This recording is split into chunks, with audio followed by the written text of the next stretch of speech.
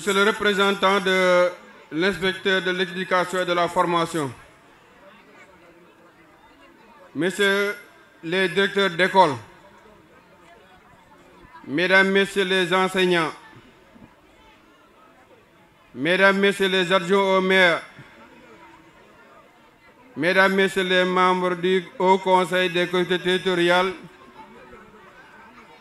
Mesdames, Messieurs les membres du Conseil économique, social et environnemental, Mesdames, Messieurs les conseillers municipaux, éminents membres militants et responsables du mouvement AMDEM,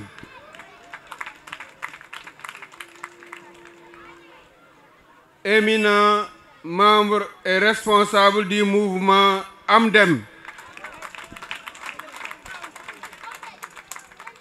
j'insiste, c'est pour saluer encore une fois votre engagement, votre détermination pour la cause de Mbour, votre soutien indéfectible aux Mbourois pour l'émergence de notre commune, votre loyauté, votre sens du don de soi. AMDEM ca kanam, merci aux responsables du mouvement AMDEM. Chers responsables et militants de la grande coalition Benno Bokk Yakaar, chers enseignantes, chers enseignants, membres de la commission éducation du mouvement AMDEM, Monsieur le Président de la commission éducation du mouvement AMDEM, Monsieur Aline Badara Diagne, chers invités, chers parents d'élèves, chers élèves, je voudrais vous remercier, exprimer ici toute ma satisfaction à chaque fois que l'occasion m'est offerte d'être avec les élèves pour leur donner des kits scolaires ou bien pour primer les meilleurs d'entre vous. L'éducation fait partie de nos priorités, comme elle fait partie également des priorités, des piliers du plan Sénégal émergent. Nous avons besoin de construire une nouvelle génération. AMDEM n'a pas été mis sur pied pour gagner des élections, mais pour préparer une nouvelle génération. Et c'est pour cela que nous intervenons en priorité dans les domaines de l'éducation, de la santé et de l'environnement. Saluer l'engagement des enseignantes et des enseignants du mouvement AMDEM. Pendant plus d'un mois, jour après jour, sans rémunération, avec vos propres moyens, vous avez encadré les élèves en leur donnant des cours et en renforçant leurs capacités pour leur permettre d'entamer l'année scolaire sous de meilleurs auspices. Vous méritez nos félicitations. Vous méritez notre satisfaction. Vous méritez nos applaudissements. Je demande à tout le monde d'applaudir les enseignantes et les enseignants du mouvement AMDEM. Les parents d'élèves, vous ne vous êtes pas trompés en inscrivant vos élèves dans les cours de vacances gratuits organisés par le mouvement AMDEM. Nous avons des enseignants de qualité.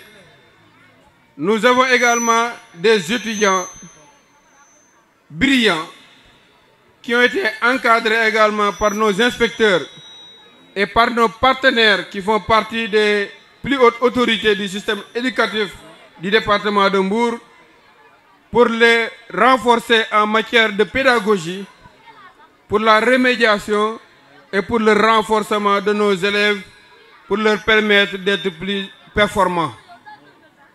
Les cours de vacances gratuits organisés par le mouvement Amdem, c'est des cours de vacances de qualité qui permettent aux élèves qui les fréquentent de pouvoir exceller année après année pour avoir des diplômes avec des mentions et pour demain être des cadres de haut niveau pour apporter leur concours au développement de notre pays. C'est également un événement qui permet de soutenir les personnes parmi nous les plus démunies. Nous n'avons pas oublié le social. Nous n'avons pas oublié le fait que parmi nous, il y a des parents d'élèves qui n'arrivent pas. Contexte oblige à se payer des sacs et des fournitures pour leurs propres enfants. C'est pour cela que la commission éducation a pensé à ses parents d'élèves et à ses élèves et a réservé des lots pour les enfants issus des personnes les plus défavorisées. Je salue également cet esprit de solidarité. Cet esprit de solidarité qu'on retrouve dans tous les documents de politique économique et sociale en phase avec le plan Sénégal émergent, surtout dans son axe 2. Donc, c'est pour dire que la commission éducation du mouvement Amdem participe non seulement à promouvoir l'excellence, mais également à faire valoir notre devoir de solidarité pour les personnes les plus démunies. Nous avons, il y a quelques semaines ou il y a quelques mois, organisé également une fête de l'excellence. Nous allons continuer dans cette lancée avec la commission environnement présidée par Mme Kharis Diagne en relation avec le service d'hygiène pour aller dans toutes les écoles pour essayer de renforcer l'hygiène et d'améliorer l'environnement dans ces écoles pour permettre à nos élèves de vivre correctement, concrètement, le Ubitei Djangatei. Nous allons également renforcer les poubelles au niveau des écoles et réfectionner les toilettes des écoles.